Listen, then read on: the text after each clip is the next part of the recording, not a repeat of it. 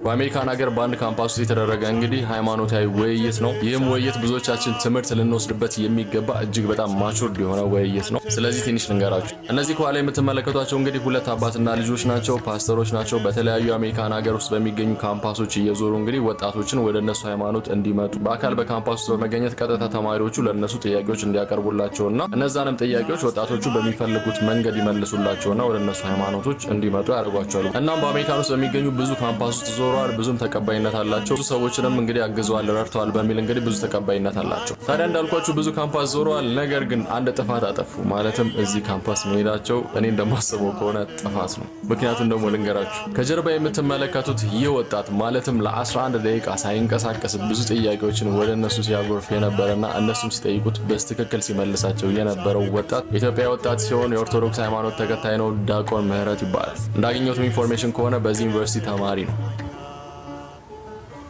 ታዲያ ይህ ድንቅ ወጣት ለ11 ደቂቃ ከቆመበት አንድ እርምጃ ቦታውን ሳይቀይር ለጠየቁት ጥያቄ ባይብል እያጣቀሰ ሲመልስላቸው ነበር። እናም የሚገርማችሁ ነገር ለ11 ደቂቃ እነሱ ውሃ እየጠጡ ምግብ እየበሉ እሱን ለማሳመን ሞከሩ። ነገር ግን አልተሳካላቸው። ታዲያ ምን አይነት ስህተት እነሱ እንደሰሩ ታውቃላችሁ? በዚህ ዘመናዊ ትምህርት በሚሰጥበት ዘመናዊ ዕውቀት በሚቀዘፍበት ቦታ ላይ እንደዚህ አይነት ለሃይማኖቱ ሙሉ ዕውቀት ያለው መጽሐፍ ቅዱስን ጠንቅቆ የሚያውቅ በአክብሮት መናገር የሚችል አሁንም ባህሉንና እሴቱን የሚጠብቅ ሰው ይገኛል ብለው ያለማሰባቸው ነው ዋጋ ያስከፈላቸው። ታዲያ ብዙ ቃላት በተመላለሱበት ይህ ውይይት አባትየው ይረዝማል በሚል ሀሳብ እንግዲህ በመሃል በመግባት ውይይቱን ሊያቋርጡት ችለዋል ማለት ነው። ሙሉ ውይይቱን መመልከት ከፈለጋችሁ ዲያቆን ምህረትና የክሊፍ ልጅ ስቱዋርት የሚባለው ውይይት ላይ ያው የተነጋገሩት አንዳንድ የቴዎሎጂ ኮንሰፕቶች አሉ ማለት ነው።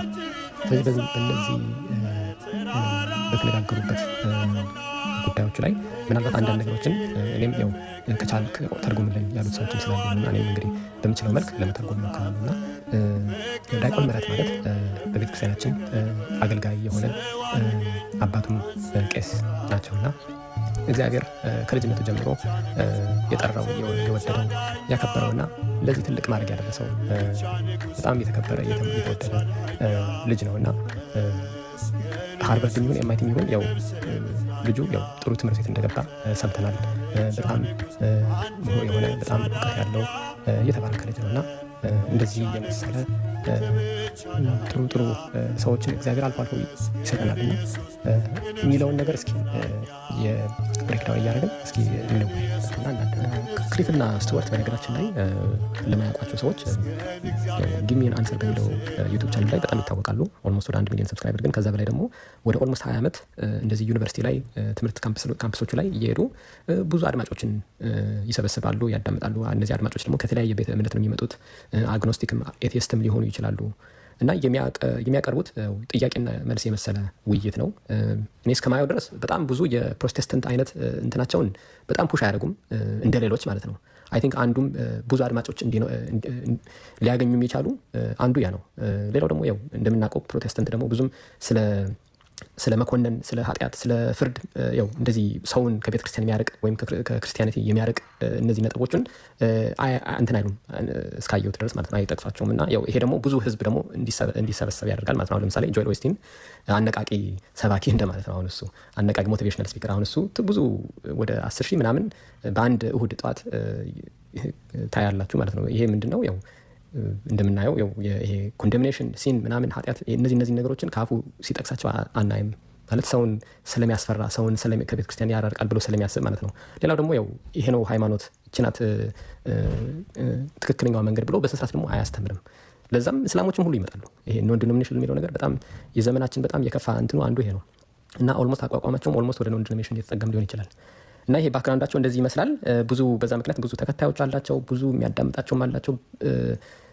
እኔ እንደውም ትንሽ አፕሪሺየት ማድረግላቸው ምንድነው ከተባለ በሳይንስ በኩል ጥሩ መልስ አላቸው።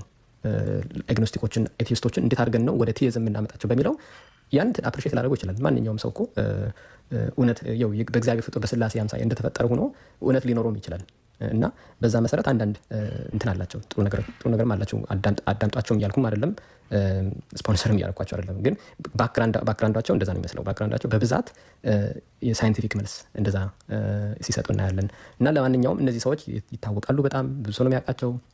እና ለዛ ነው አሁን ይሄ ቪዲዮ በጣም ቫይራል የሆነው። ምክንያቱም እስካሁን ድረስ ኦርቶዶክሳውያን በተለይ ኢትዮጵያን ኦርቶዶክሳውያን ወይም ኦሪየንታል ኦርቶዶክስ በተለይ እንደዚህ አድርጎ ቻሌንጅ አድርጓቸው አያውቅም፣ እኔ እስከማውቀው ድረስ ማለት ነው። እና ቀጥታ እየጠየቃቸው ስለ ቅዱስ ቁርባን ነው።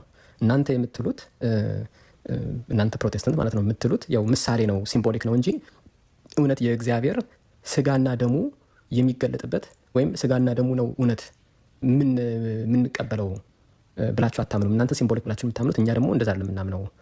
ስለዚህ የእናንተ የመጽሐፍ ቅዱስ